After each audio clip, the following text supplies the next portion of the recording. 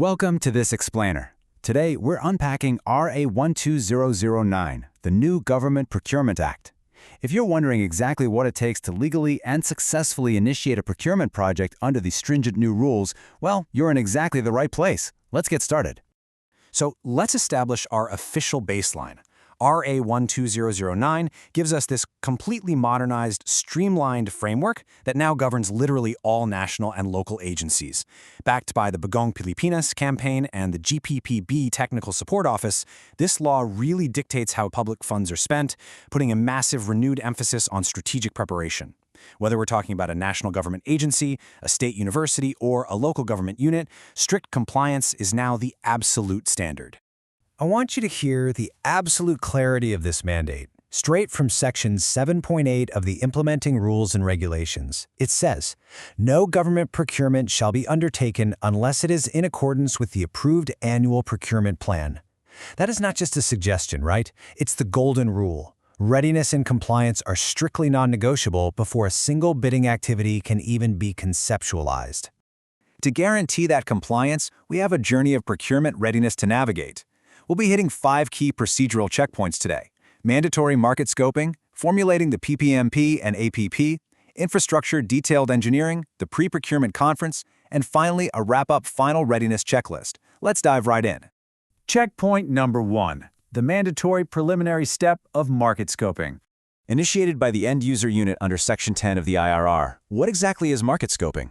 Well, the new Act defines it as a preliminary process to collect relevant market information, identify potential suppliers, evaluate available products, and really assess pricing trends to build a realistic procurement plan. Under RA 12009, this isn't just a nice-to-have or a best practice anymore. It is a mandatory, absolute first step. Because let's face it, proper cost estimation and accurate project design completely depend on understanding the real supply environment before you ever ask for a budget.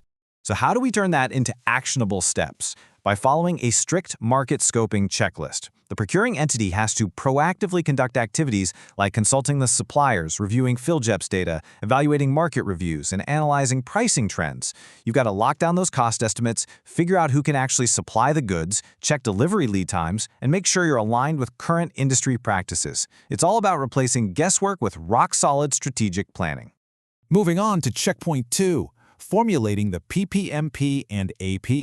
All right, once your market scoping is done, it's time to translate those grassroots findings into official budget and procurement plans. Now, you need to keep the critical difference between these two core documents in mind. The PPMP, the Project Procurement Management Plan, that's prepared on the ground by the end user.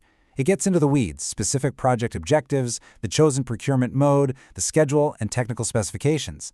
On the flip side, the APP, the Annual Procurement Plan, is your overarching master plan. It's consolidated for the entire agency, officially approved by the head of the procuring entity, and it has to be strictly aligned with the General Appropriations Act or your corporate budget. To make this totally clear, let's just walk through the chronological flow.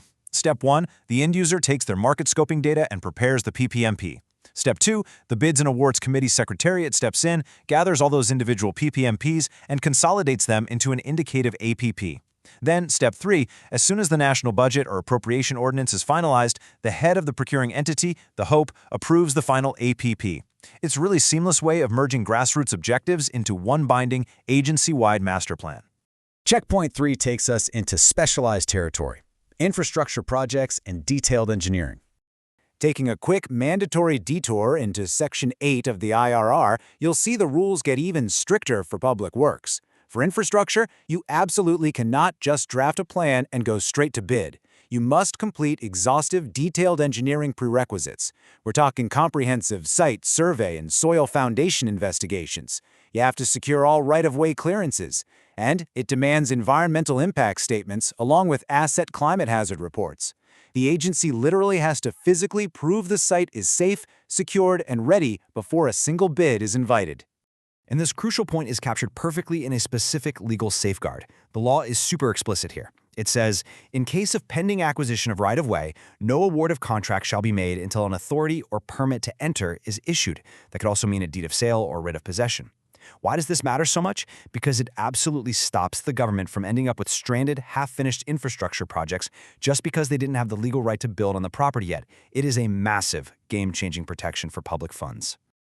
That brings us to checkpoint 4, the Pre-Procurement Conference. Assuming your planning is done and your engineering is totally sound, we arrive at the ultimate gatekeeper of the entire procurement process, straight out of Section 49. This whole conference revolves around answering one incredibly vital question. Is the procuring entity truly ready to bid? Before ever going public with an invitation to bid, the Bids and Awards Committee has to sit down with the end users and consultants to definitively answer this. So, what actually happens in that room? Well, the BAC verification checklist demands some serious oversight. They've got to confirm the availability of appropriations and funds in the actual budget. They have to verify that all bidding documents are complete and strictly adhere to the guidelines. For civil works, they're checking that the detailed engineering we just talked about is 100% finished. And finally, they review and finalize the award criteria, whether that's going to be the lowest calculated responsive bid or the most economically advantageous responsive bid. They literally leave nothing to chance. And finally, checkpoint 5, the final procurement readiness checklist. We have covered a lot of ground today, so let's synthesize everything into one final compliance summary. If you want to ensure a legally compliant procurement process, you have to meticulously tick off each of these prerequisite gates.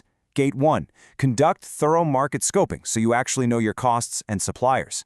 Gate 2, translate that into a finalized PPMP and lock in an approved APP. Gate 3, if it's a works project, completely finish your detailed engineering and secure your right-of-way. And Gate 4, hold that pre-procurement conference to officially verify readiness. You simply cannot skip these steps anymore. When we take a step back, it becomes obvious that all these procedural hurdles are definitely not just red tape. They connect directly back to the broader goals of RA 2009. The core principles of the Act are transparency, accountability, efficiency, and competitiveness. By forcing agencies to plan strictly, budget accurately, and prepare exhaustively, the law is there to ensure responsible government spending and maximize value for the Filipino people.